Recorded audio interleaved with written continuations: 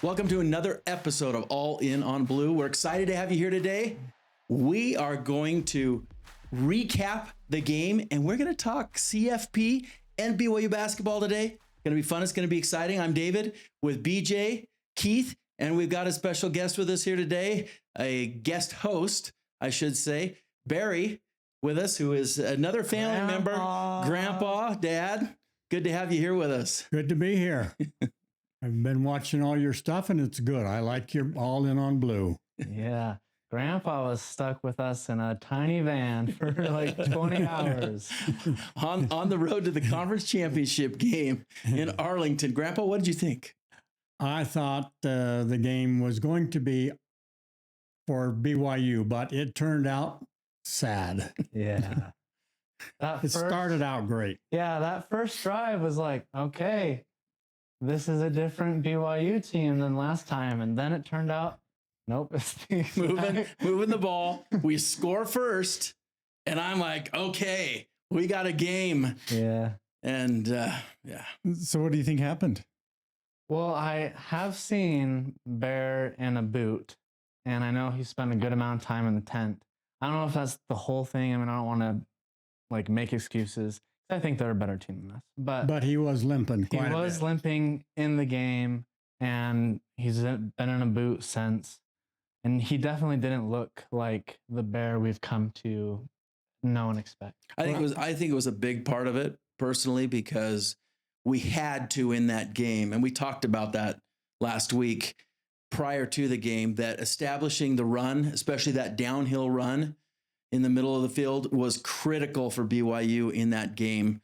And when Bear went down and we became one layered in the running game with LJ Martin, that was killer. It required both. They came in with a game plan, obviously, to run him, put him on the line. And when he was injured and couldn't really run.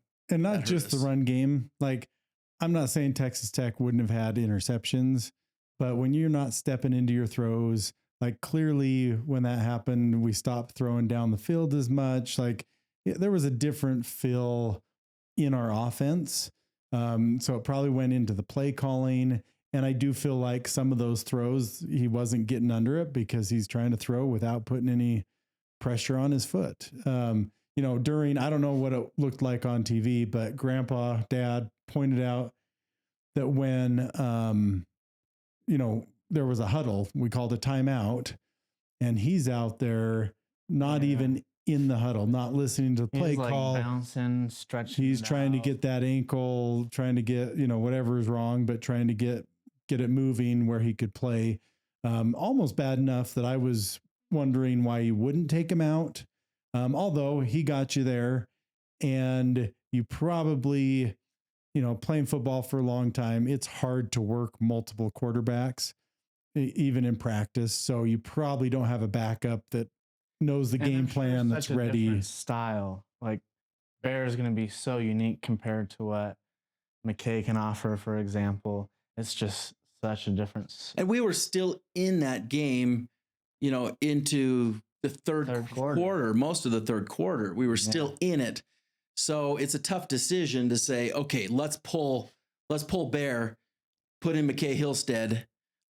In retrospect, right, it's easy to look back and say, hey, why didn't they put McKay Hillstead in? Because, well, we were still in the game. They were figuring out how to do it, not realizing that it was going to fall apart so fast. Well, I was impressed that Bear ran as much as he did. Yeah. He did pretty good, considering he was running around there with one leg, basically, 1 foot. And I mean, those interceptions, I think he's just so good. He reads the last name. It was to Robert. They were all to Roberts. Yeah, he just thought it was Chase, but it was the wrong Roberts. He doesn't look at the jerseys. He reads the last name, and he just got confused. Well, with all said, as I think about that game, what they have, they took us for 4 interceptions. And as good as I can figure, if we could eliminate all those, right? I don't know that all of those you could take away, but there may have been 1 or 2 because of Bear's situation that happened, right? But if you take away all of those, and you put in, we had a couple opportunities, I think, for pick sixes in there, right? Yes, we Yeah, did. we did. And Oh, so there was A couple really close ones. yeah, so if you put those in, right, you take away theirs and put in ours the opposite way, we still are just maybe in the game. Now, right? I think there's an argument for that for sure, that, hey, we were able to play with them, but we're not able to play with them in the full game.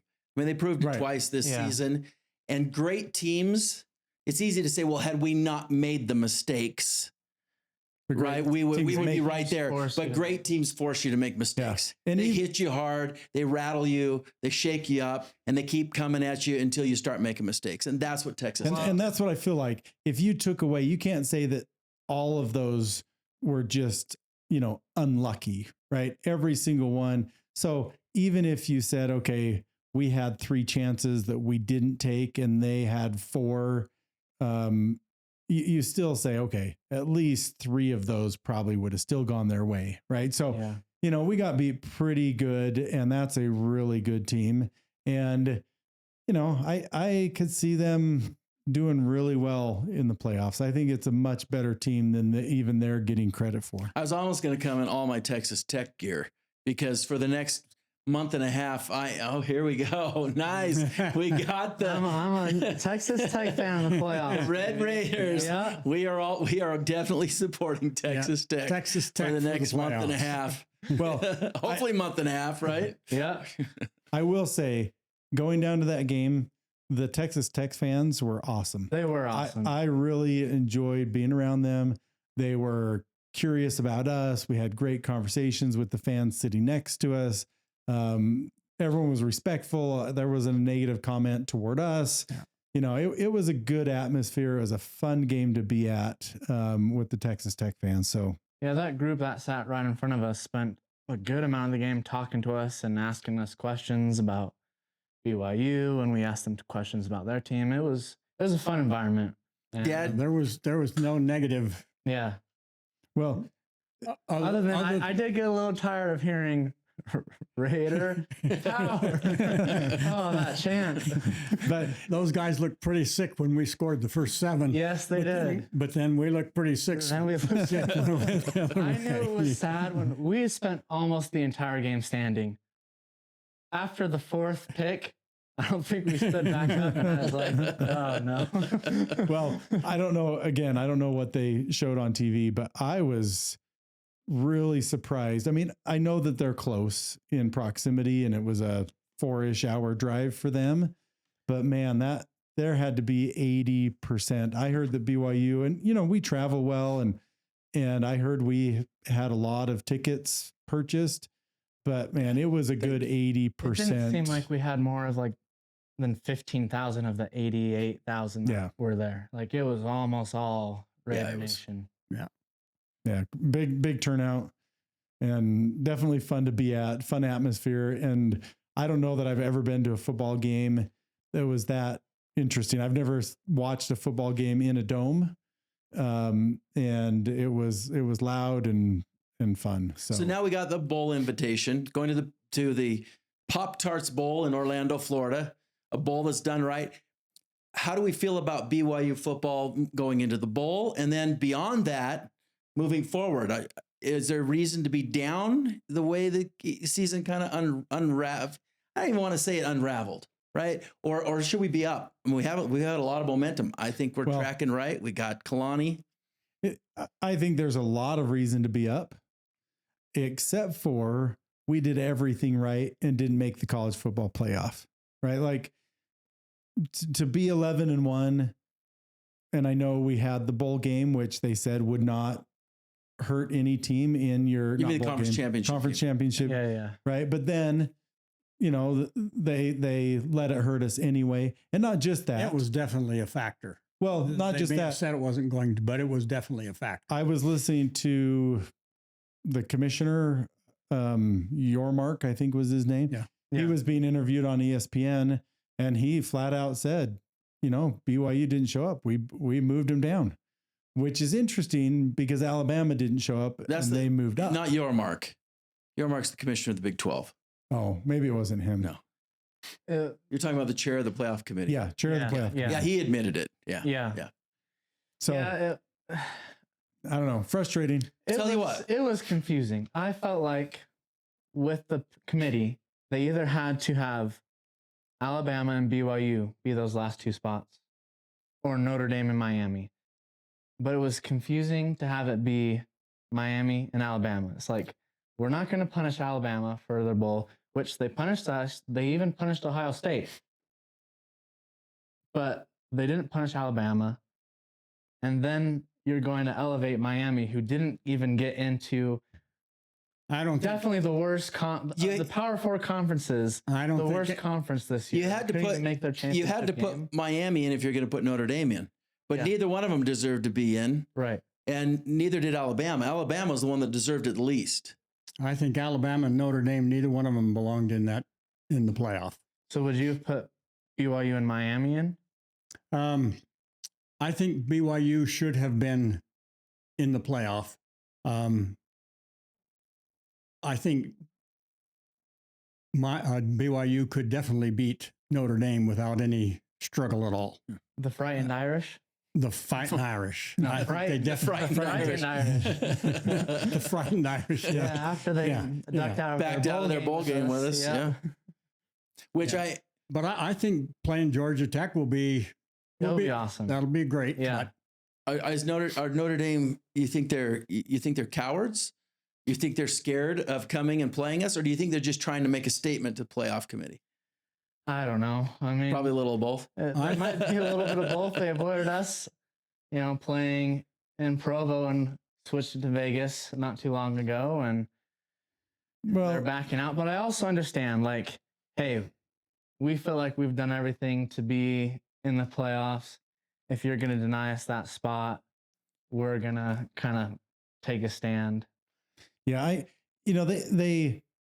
I think the committee, if they had rules and stuck by it, I don't think what Notre Dame is doing is right. But with all the movement and with the confusion around it, and clearly breaking direct rules that they have themselves established, and they've told That's just everyone it. They don't have any rules. Let's be honest here. They But don't, what they say don't have they have. rules. Are They you saying they the say these committee- are the criteria we're going to use. It's all subjective. They say we can do whatever we want. We can change whatever we want. And I think that the college football playoff committee and those that are behind them are destroying college football. But I think that what has happened, and particularly puts BYU into a place. That's why I'm so excited about the future of BYU football, because you asked that question. Well, where does this put BYU? How should we feel because we didn't You get asked into the that playoff?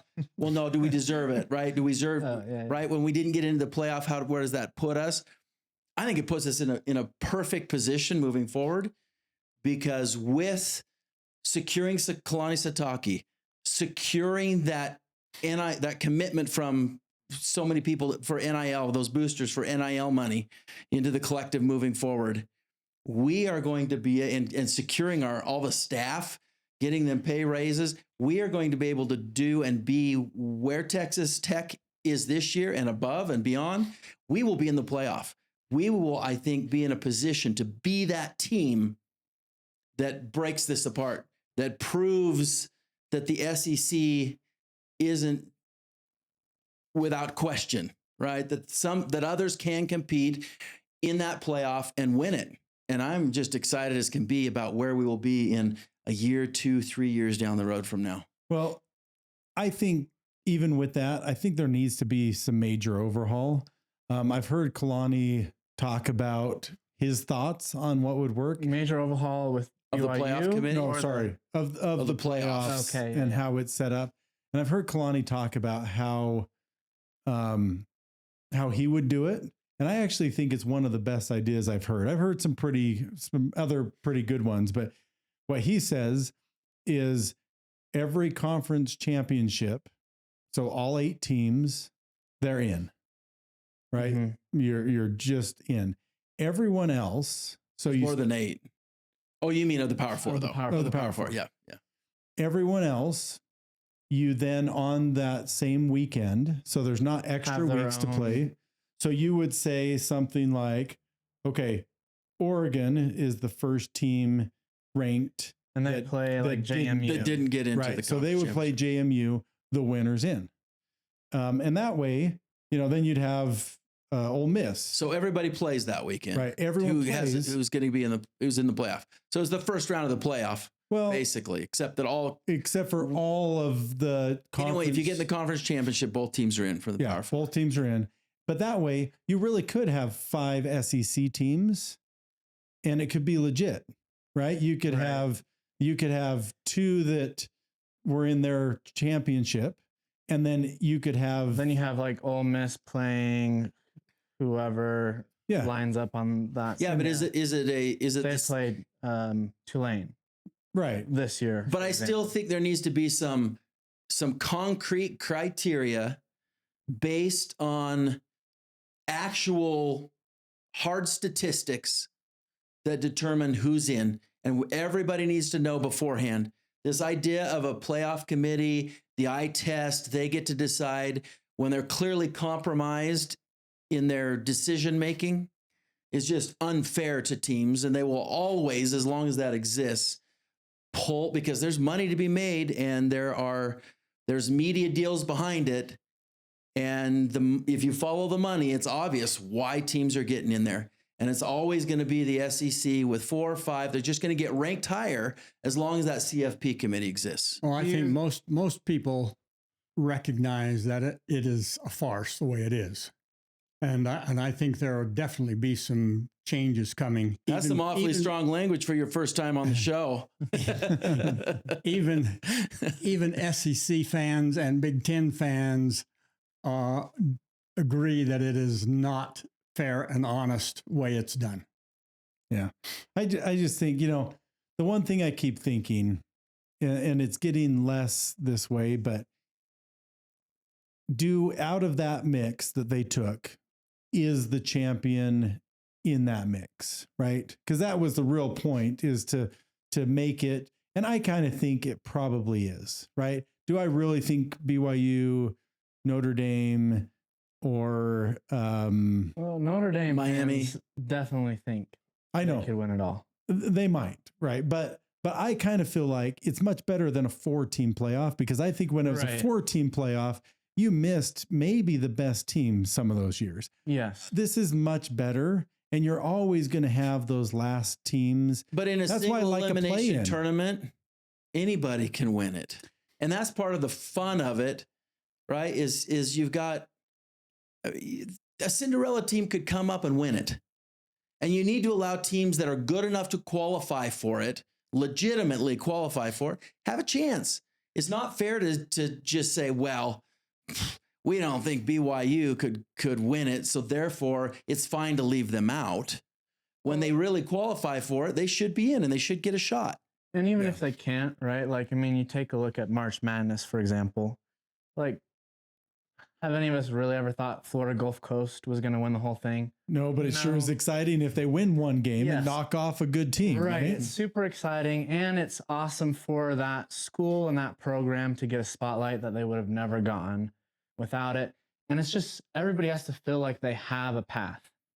Like, if you don't feel like you have a path, that's where things start feeling unfair, and what's the point of playing all these games and all this stuff. And I think that's honestly a little bit what BYU fans feel like. Like, we did everything for us to be in.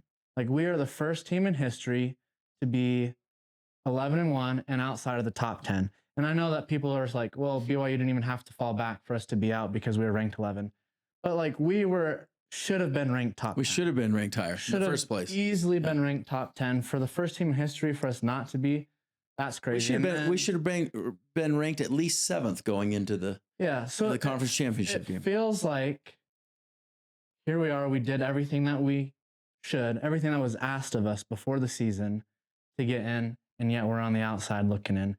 And that's where I think that there's a problem. That's why we left independence. That's why we wanted out of the Mountain West. That's why we went independent. That's why, we left independence, to go. There's some advantages to independence, right? Look at Notre Dame. Right. Yeah. I mean, Notre Dame wants to stay independent because they control their own media deals. They can control who they schedule. You have more control, but that's not good because everybody wants a shot. So you go into a conference so you can play tougher competition. That's why we're in the Big 12.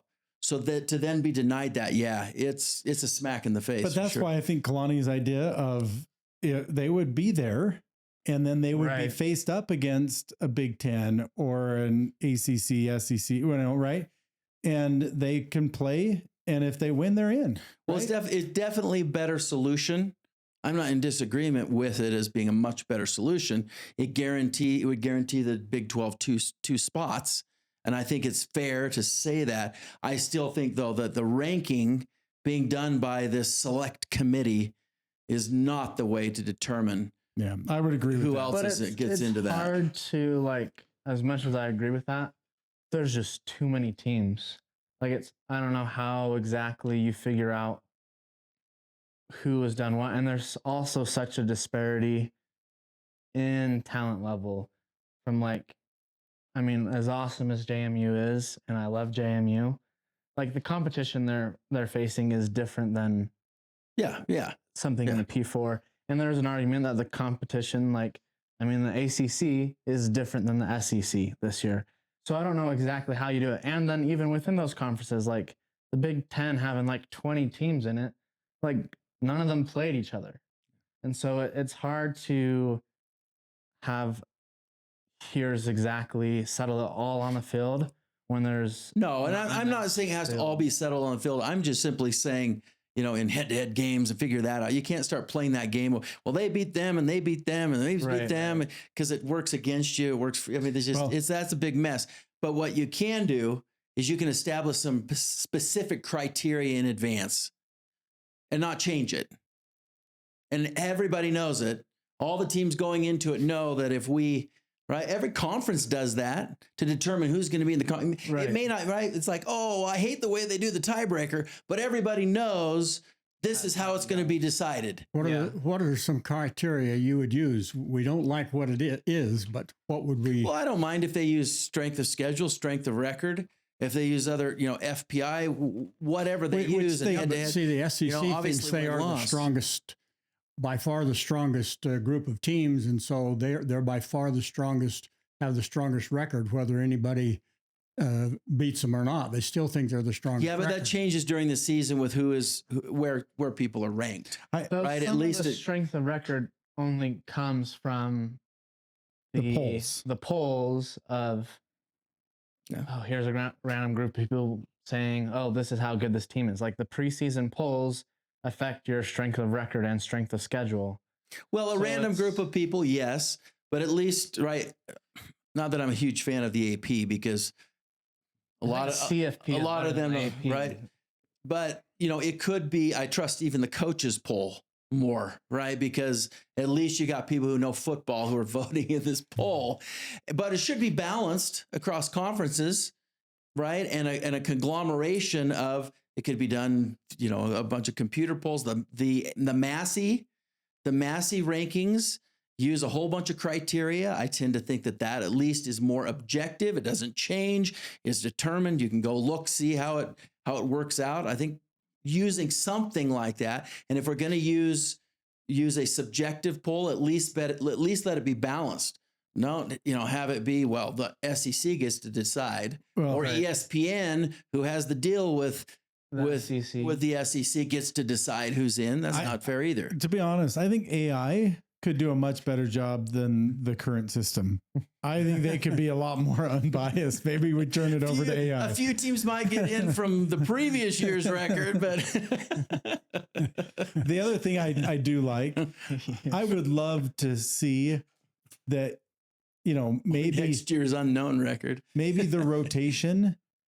Like you have to play, and it's not it's not you just scheduling, but like maybe this year, the Big 12, you have 3 crossover games, like an NFL style of you play this division in the AFC if you're in the NFC, because then you can kind of have a much better idea, and that would at least tell you something, right? And what Kalani suggested, and John Gruden had essentially the same system, exact same, said the same thing. You do get that at least of okay, the conference championship games is automatic in, and then you don't get rewarded for sitting at home. Instead, you have to, as a lower seed, you have to play like a play-in game essentially, and those are usually going to be cross-conference, or at least, I mean, just more games to be able to tell where the 15 is playing the 6th seed or whatever it ends up being.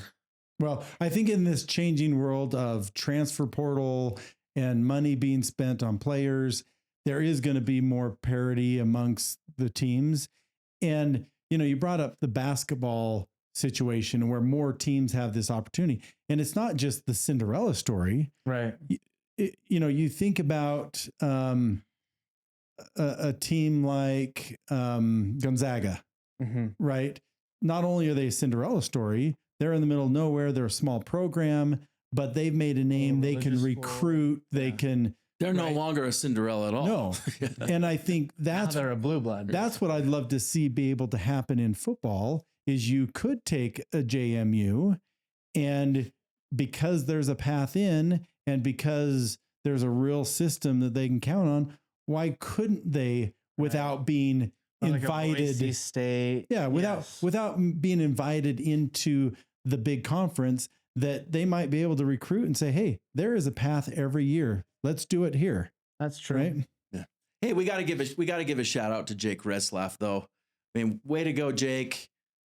Proud of you. Turn things around. I'm excited. I know there are some BYU fans that are like, oh, you know, that's not fair. Maybe a little jealousy, right? He leaves here. Who knew, right? Suddenly he finds himself in the playoff, goes to a team that you thought there's no way they're getting in the playoff. But I say, you know, good for him. Yeah. Yeah. Yeah. So I was kind of hoping we'd be able to play them. I'm excited to see him do well. Yeah. Yeah. Yeah. Hopefully they can win a game. I don't know if they can, but that'd be awesome. They play Ole Miss. Is that who they're playing? Yeah. Well, I guess we'll find out how good the conferences are, right? Like every conference thinks they're great, which makes it frustrating for me because currently how it sits is you've got 5 teams in the SEC, right? And you've got 1 team from Big 12. So it makes it that much more difficult to prove that we're great. And I'm not saying Texas Tech can't do it, but it's like if Texas Tech has a bad game and they lose, you have nobody else to pick up the Big 12 torch and carry it. The SEC has 5 times as many chances to win it. And, right? And it's intentional. That's the way they want it. Yeah. I saw a thing arguing about like, oh, like the last Big 12 team to be in was TCU. And like we saw how it happened to them. Like, so they're 0-1 or whatever. And I'm like, well, if you want to count up total of losses, the SEC probably also has the most losses in the playoffs. So, I mean, if you're going to have more chances, you're going to have more chances to win, but also more opportunities to lose. But those losses don't matter as much when you have 5 teams. And when your conference wins the championship. The Big 12 schedule was enough for Texas and Oklahoma when they were in the Big 12. Right. Now that they're in the SEC, now the Big 12 schedule is not enough for a BYU to get in. Yeah. Why? Texas was playing the same teams. Well, not just that, but with the expansion of the conferences. Yeah, the stronger teams came somehow the stronger teams are the new teams right? At least this year. I'm not saying that's always the case or was the case. Well, in Texas Tech, this is their first time in the championship game. Like, things are changing, things are shifting, but the committee doesn't seem to want to acknowledge that. Yeah.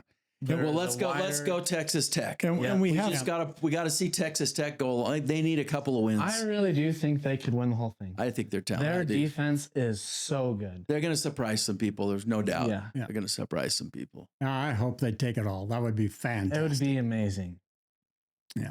It would be really cool to watch every team they play have bigger losses than we do. And just be like, that's right. Well, and see, that's the problem now with the other bowl games, right? I understand why Notre Dame wouldn't want to play. If they lose to BYU, then everyone says, well, obviously you didn't deserve to be there. But if you win, they say, well, you didn't deserve to be there anyway, right? Yeah. It's like it does feel like it can be a lose-lose. Right? It can potentially hurt your rankings at the start of the next season, which is so important. And I'm proud of BYU for being positive, for being excited to play. I think we have a good opponent. It'll be fun to compete. But in some ways, you beat Georgia Tech. No one's going to say, oh, you deserved it, right? It almost feels like you can't really win, other than it'll be fun to win a bowl game. And if we show up like we did against Colorado last year, it'll be great. Hopefully we can go and make a statement, and hey, good for us for going. I was really excited to play Notre Dame, because I did think, oh, that's a team that if we beat, people can say, oh, maybe we underestimated BYU a little bit. Maybe next time we should give them the benefit of the doubt and put them in. Which, I mean, Georgia Tech is a great team, but they just don't carry that same name and weight that Notre Dame. I think they're a better team, though, than Notre Dame. They might be. You're bold. It's hard to know. Yeah, you're bold. It's hard to know because Georgia Tech was playing an ACC schedule that ACC seems pretty well. Yeah, that's true. Yeah. So is Miami. So is Miami. I was glad that and then Duke won the conference. I don't know if Duke hilarious the conference. How can you have anybody from that conference in? But I was glad that they honored at least some of the on the field stuff of putting in Miami over Notre Dame. Because if you have Miami beat Notre Dame and you put Notre Dame in, that extra feels like, what's the point of playing the games? Like we have essentially the same record, and yet we beat that team. How can they be in over us? Yeah, I think that's true. There is, it always happens. It's one of those things, but I do think when they get next to each other, you almost have to say, right, they both had 2 losses. They're both ranked right by each other. You almost just have to say, hey, Miami beat you head to head. So and that's how they do it in conferences, right? Like if we had tied Utah, I mean, we would have had that head to head, and that would have been why we were in the conference championship game. So I like seeing that at least was the right way handled. Yeah, before we shift gears, what can we expect going into next year? I mean, what do we have to look forward to? Where do you think we sit recruiting wise, money wise as a program? The momentum, does this carry over to next year? We got those Lone Peak twins. We had a few flips from Utah. That's been kind of nice. Well, I know they don't disclose everything with Kalani's deal, but it sounds like to me one of the big things that was agreed upon is that more money for the coaches, which means we won't have as much turnover among our assistant coaches, and more NIL money. And facilities. And staff and facilities, particularly the stadium. Yeah. Sounds like something. So I think the outlook is great, because the way that football has moved, I think we're going to still be able to recruit. I think we have some great recruits out there. So I think we're only building the program. Will we be able to have another 11-1 season? Who knows? But I think we're going to be right there and have that potential. And I thought we actually, as far as in-state recruiting, moving, clearly we have had a big advantage this year. It looked to me like Utah, they're never going to crumble and go away. They're a good, solid program, but financially coming up with that NIL money. And now all of a sudden they've got this $500 million private equity buyout. Which I think we should talk about. Like, what are your guys' thoughts on that? Well, before we go into that, I loved how you slipped in Crumble in there, because I think this Crumble guy he's going to be great for our program. I like how he's out there. Yeah. Okay, sorry. We love Crumble. We love everything. We love everything you're doing out there. Maybe we can get you on the show one of these days soon. Friend of the show, Jason. It's interesting. I think the more I read about it, I was reading their statement that the University of Utah put out. At first, I felt like this might ruin college football, right? Yeah. Going in a direction I didn't really like. When I read the statement by the U president, Taylor Randall, it sounds a little bit better than I was thinking, a little more Did your wife put you up to saying this? No, but she did send this to me because an email went out from the U and she got it. Should we disclose that your wife works for the U, or is that compromising the show? No, I think it's fine.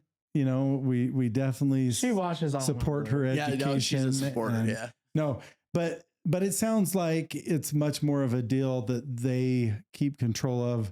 There's some investment dollars. Seems like it could cause some problems, but it doesn't sound like basically you're not having a private equity fund purchase the university football team, right? Right. It's definitely different than that.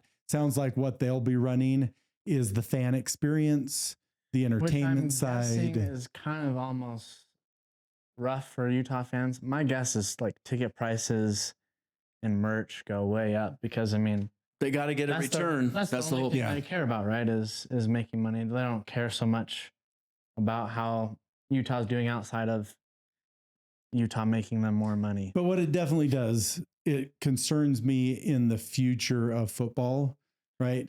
Because yes, maybe this isn't could be handled the right way, but yeah, it could be great. It could be good. But as people are thinking and going this direction, you know, when does like a behemoth like BlackRock private equity fund purchase and throw in? And well, the Big 12 was just courting private equity. Last year before, right? When NIL, I mean, there've been a lot of discussions that have gone on. Yeah. Decided it wasn't time to pull but I think there's a future there. I think we're seeing Utah just take a step ahead of everybody else. But I'm nervous about it. Well, the way I think it's either going to be awesome for them and it might change football and be a great thing, or I think it might ruin the program, right? You might have something that they're taking this money, everything's done for profit. You know, I'm older than you, BJ, but maybe you remember this. The Clippers, LA Clippers, for a while had, I can't remember his name, but they had an owner. Yeah, who didn't care about the team. No, all it was a profit game. Right? Yeah. And he kind of figured out his formula. In my understanding, he was the most profitable team. He knew what he could spend to still fill the seats, and that's what he was willing to do. And it didn't matter that they were the worst team in the league. He was profitable. Well, we can only hope that the University of Utah football team is very profitable then in the same manner as the Clippers were. Yeah, as long as we're the Lakers. As long as we're the Lakers. They can get the Clippers. I'm fine with that. Well, I think the Big 12 has some really strong teams, and I think the future of the Big 12 is really good. And I hope Utah does really well. I cheer for Utah whenever I'm not cheering for BYU. And well, that makes one of us if they're if they're playing. And the better the Big 12 does, the better for I mean each individual member of the Big 12. I mean, you got Utah, Texas Tech, BYU, Arizona. There's some really strong teams. Potentially Notre Dame. I've heard rumors, but I've also heard there's definitely some discussions going on. Yeah. Yeah. Well, could be apparently exciting. Between Notre Dame and the ACC, there's quite a bit of fighting right now. So it wouldn't surprise me if they're not looking to align in some I don't think there's any question. There's some truth to that there's discussions going on. How serious they are, I don't know. Well, I know he has talked to the SEC, the director there of Notre Dame. Notre Dame. Yeah. So I'm sure he's talking to every conference right now. But you know, when you look at the conference, I do agree with you, Dad. It feels like we've got some really good teams, but right, again, if we keep getting discounted, right, because yes, Arizona is a really good football team right now, and so are the Utes, and Cincinnati had a pretty good season, and Arizona State, right? There's a lot of good ones. I think we had 9 bowl eligible teams, and up and coming Oklahoma State. Come on, Cowboys. Okay, but we have. I'm pulling for them. I actually thought they'd be sitting at the top of our conference for a few years when we first came in. What happened? Okay, back to Anyway, real topics. So but if we don't get credit, and maybe we need to, sweep our bowl games or whatever it is, but as long as the SEC has this power, they're going to say, well, sure, they're 9-3, but they're not really good. They would be, 1-11 in our conference. Right. So somehow we have to get to a place where we're demanding respect by how we're playing on the field. And maybe it means, a team like Texas Tech winning a championship. That might it's either going to have to it's going to have to happen with head-to-head matchups with the SEC, with the Big Ten, but at the top levels. And so, we've got to get into the playoff. We've got to do well, but it would help if we had some, and I would love to see some sort of requirement across the board that you're, and maybe even increase those non-conference games to 3 non-conference games and say, you got to play, P4 teams have to play at least 1 or 2 other P4 teams, right? Out of conference. If there's 3 and you play 1 from each conference, that would be slow. Well, with the amount of heat the SEC has taken this year, I'll be surprised if it lasts more than a couple of years without some serious changes. Yeah. No, maybe, but that's where the power is. So that's where ESPN is. If they can keep the money, why would they change it? I don't think they care about the heat, right? Why would you? Until either the NCAA steps in or the government steps in and says, hey, you can't control this, right? Like you have to have an equal opportunity.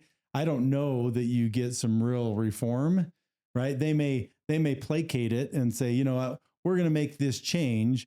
But just like they did from the BCS days to these days, the same problem exists. They didn't really fix anything. They just made it appear like they were going to fix. Well, the conferences have to play friendly with one another, especially the P4 conferences.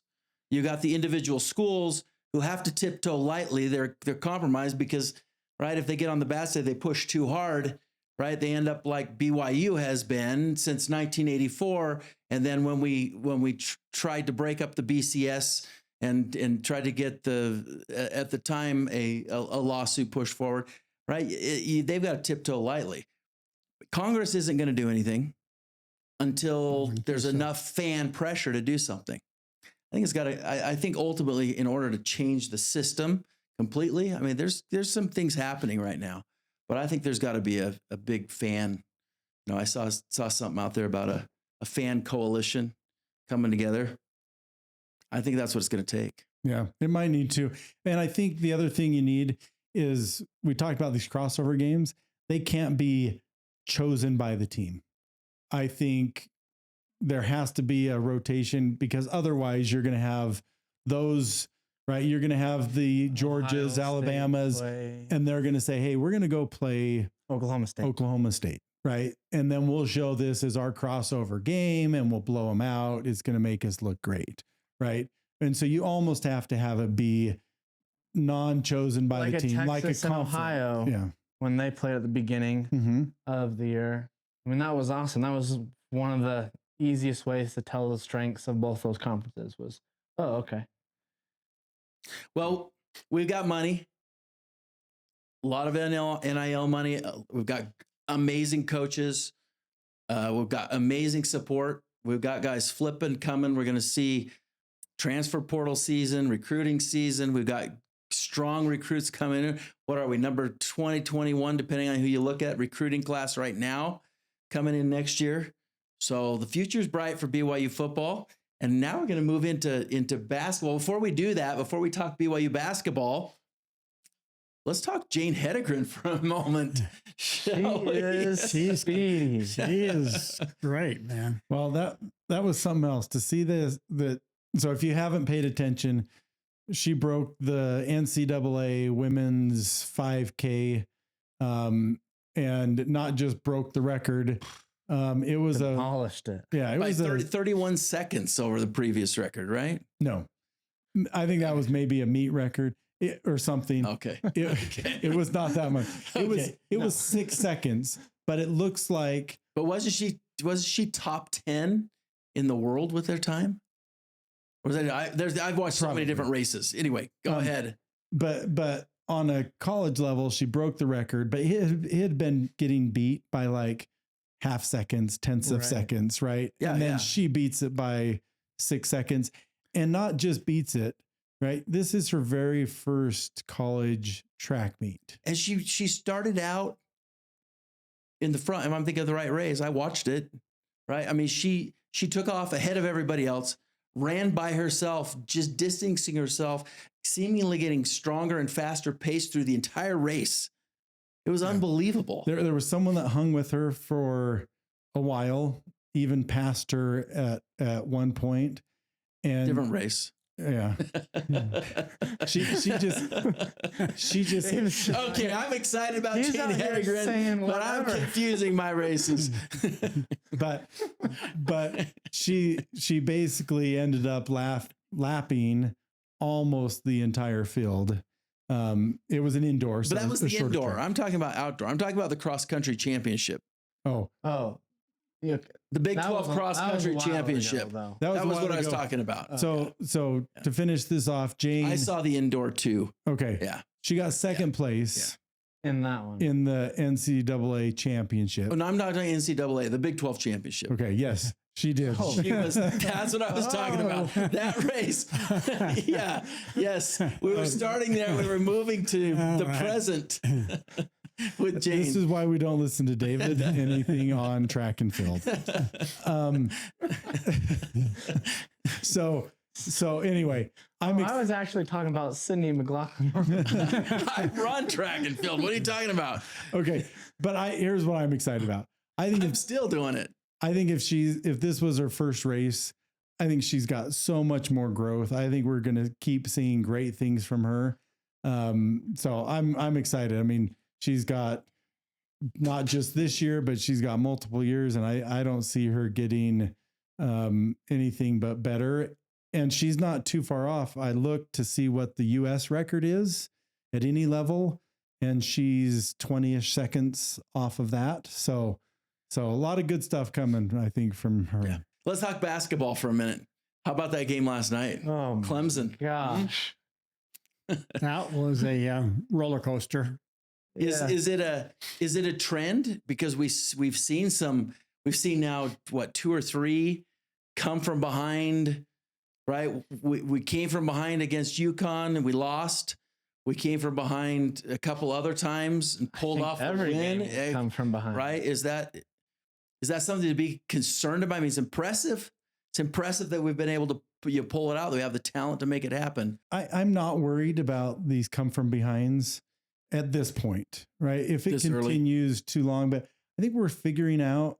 You see things, and then you see, AJ kind of say, you know what, I'm going to take over this game, or someone else, right? Other people have stepped up, but it feels like, it might take us a little bit, but we're figuring it out. I wouldn't even be concerned if we have lost some of these games.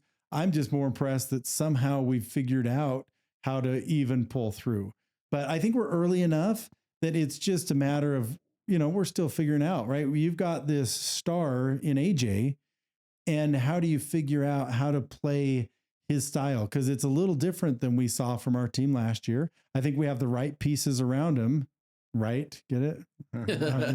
So we've got the right pieces around him. It's just, putting these full games together. So I'm not concerned.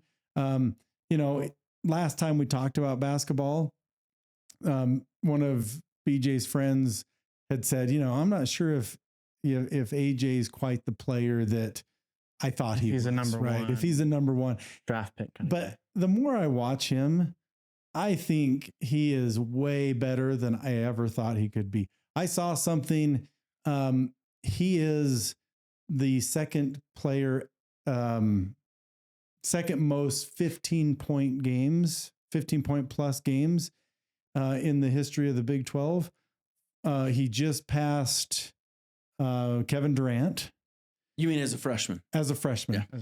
He just passed Kevin Durant. The only person above him, which is quite a bit, is point guard that came out of Texas. Young. Trey Young. Trey Young. Oklahoma. Yeah. So he had more. But, so other than that, I mean, he is the first to have 25 points and 5+ rebounds and assists in back-to-back games ever for Big 12. I'm not concerned about our starters. I'm not concerned about AJ. Obviously, the guy's talented, create, and they're learning to play. I agree with you completely on that, Keith. I'm not concerned about Saunders and he's hot and cold right now with his shooting, cold last night. That will come. He's going to get lots of open shots, and we know he can shoot. Wright obviously is a talent, up there with the ball in his hands, and can create a lot.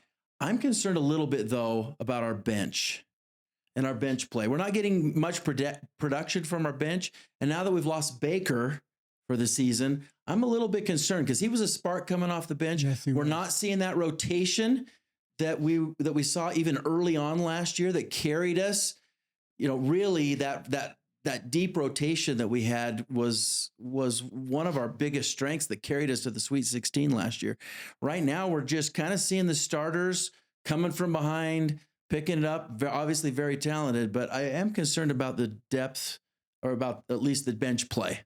Well, right now, I think we've got the depth, but I'm not seeing much from the bench. I'm not saying that that's not a concern, but I feel like if you're trying to figure out how to get a team playing together around such a superstar, you have to start with figuring out your starters. Yeah. Right. And then you move on to the bench. And so my guess is that's kind of where they're at in this process. Right. So, if this was second half of the season, I might be more concerned. I think we've got a little bit easier stretch coming up the next few games. So hopefully we see a little more rotation. We see those pieces figuring out how to work with them. But when it comes to him being the top pick, when I watch him play, what I'm seeing is, which maybe his stats aren't meeting Boozer and the other kid that everyone's talking about, but what I'm seeing is that he's not going after his stats, right? No, you see AJ trying to figure out how to make this whole team work. And when he's seeing dump downs to Keba, and you've got, I think he's, that when pick and roll last night with him and Keba. Yeah. And so I think he's trying to say, hey, I'm going to play unselfish ball first. And yes, at times I might have to take over a game so we can win this game. But I love to see that out of him, trying to get people involved, trying to, not play selfish ball, because he could just say, what, I just care about my stats. I'm going to lift my stats so I'm the number one pick, and he's not doing it. Thankfully, that's not AJ. No. Doesn't seem to even be his personality to want to do that. Yeah. And Kevin, they're playing good team ball. And Kevin Young, I think you're right, Keith, because I think we learned last year that Kevin Young's style is a deep rotation into the bench. So hopefully you're right. It's not out of desperation right now. That it's just a matter of trying to get our starters to gel, and then we'll see that rotation go deeper. Year he did use, and then he felt like he needed to even more use this year to get the team right for conference play. Because it was kind of lucky that we put together the string that we did last year of wins, because we started off so poorly in conference play. That doesn't surprise me if he's using a lot of this to try and figure out how to do things. But it does feel like we go from the first half maybe being the worst team I've ever seen to the second half being like, we are the best team in college basketball by a mile. Yeah. I don't understand why we can't just... Why we're having slow starts. Let's just not do that. I think we have a fantastic coaching staff. Yes, we do. When you can take a team that's down by 23 points or 22 down by 23. Yeah. And Clemson's a good team this year. Yeah, they're a solid team. And they were on fire until we decided we're going to step up our defense, and then our offense followed suit. And I do think that is something that I've seen with this team is, as our defensive intensity increases, our offense capabilities seem to also increase. And maybe that's some of it, is that we are so focused on offense coming out of the gate, and we seem to be kind of willing to let teams score until we realize, we need to lock in and shut them down. And maybe we just need to get into that mentality earlier of like, hey, let's see if we can keep them to, because if we kept them to what they scored in the second half, the first half, well, they would have scored a total of like 20 points game. It was really a low scoring game on both teams. But they could say the same thing. They could say, man, if we could just hold them like we did the first half, right? Yeah. But no, really just the one quarter. I mean, that's the case almost in almost any sport though, right? Defense, when you're playing good defense, you create the energy that the offense needs behind them because their focus on offense is to execute. And so they don't naturally come out with energy because they're so focused on the execution of the game. I have a saying I think I invented that kind of goes along with that. Oh, perfect. Yeah. You guys might really like it. Did you invent the internet? This is a really cool saying. Defense wins championships. Oh, wow. Love it. I've never heard that before. So here's what I love why is that? That's what we need to ask. This is what I heard. Don't know if it's true. Haven't seen an actual quote, but apparently Kevin Young went in at halftime and just said, they are trying way harder than you. Like that was his comments. And what did we see coming out? That's all it took. Like we came out fighting, right? It was definitely a different attitude by our team, regardless of shots missing or not missing. You saw a lot of effort that second half. Yeah, you did. Yeah. So, Dad, you're a huge basketball fan and a BYU basketball fan. Yep. I don't know anyone that watches more consistently every game of BYU basketball, other than maybe the coaches and the players that are on the bench, right? Than you. What's your assessment of where we are right now as a basketball team and our potential for growth? And well, I agree with you guys. I think that we need a deeper bench, but I think we got a lot of talent on that bench. Yeah, and I think they're coming. My biggest concern is I think we need a bigger man than Keita. But he is fantastic at blocking those shots. And boy, did he stuff some. He plays a lot bigger than his height. Stuff some stuff. He broke the rim. He broke the rim. Do you know how much I wish I had the power to break a rim like that? Oh. Took him 20 minutes or more to fix the thing. Well, I was able to make dinner. Yeah. He's got he may not have all the height as some centers, but he's got the wingspan and the vertical leap. So, hopefully, and the strength, right? And the energy. I mean, he runs up and down the floor. That's something sometimes you don't see with the bigger guys that they're able to do. Except from that speed. Except from Boot, man. Yeah. That guy hustles. That guy does hustle too. But I mean, we have on our bench X, who was one of our highest recruits ever. He was 6'11", I think, too. And we haven't really even seen anything from him yet. So I do think we have the talent on our bench. We just there's no question. There's a load of talent. There's a lot some of those easier teams. Coach Young brought in his subs to get him some training and working with them. He run in a lot of them. Last night I didn't see quite as much of that, but boy, there was.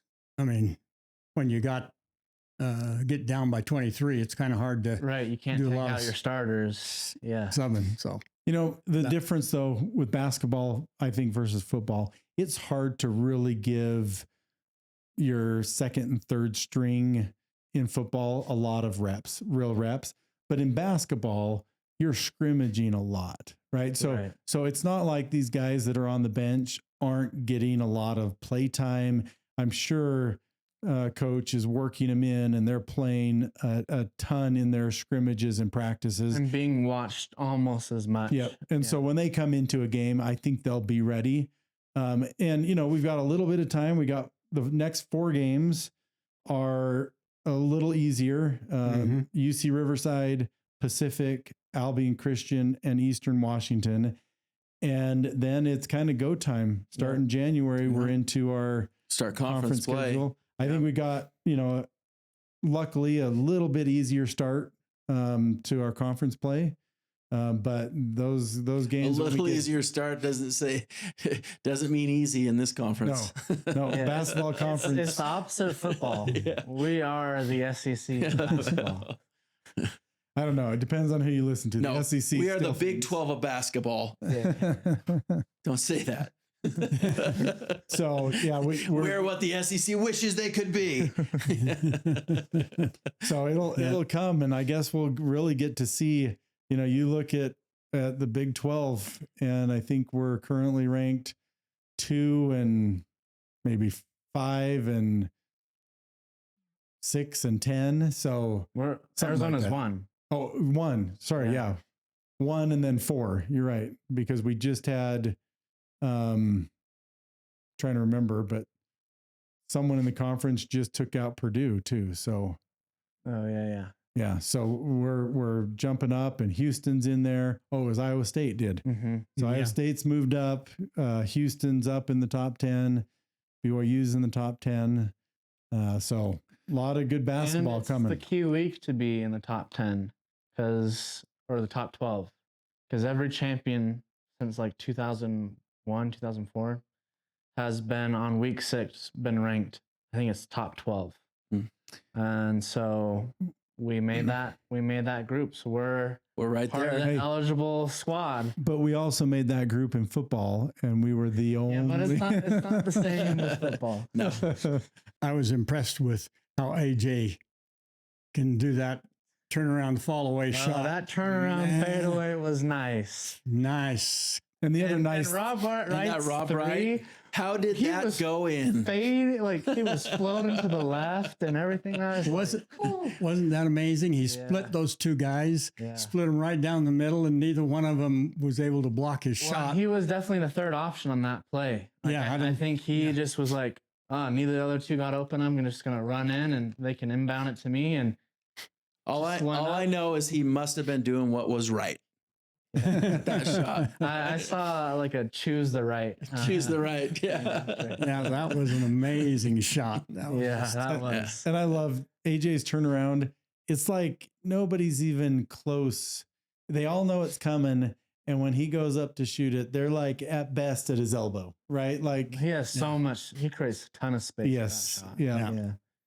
And then it was cool seeing after that they're all like together when they first came up to interview him after the game. Like everybody was there. It wasn't just like one person show or anything like that. And so even though it very much could have been just AJ and I guess Rob for that 3, because AJ was he's assisted on, what was it, like 34 of their 43 points in the second half. Yeah. Assisted or scored. Yeah. It wasn't Saunders' best game of as far as his shooting, but that guy, he's just a nonstop fireball. I love to watch him play. And I think that's what makes you really good. Everyone, it doesn't matter how great you are, you're going to have off nights.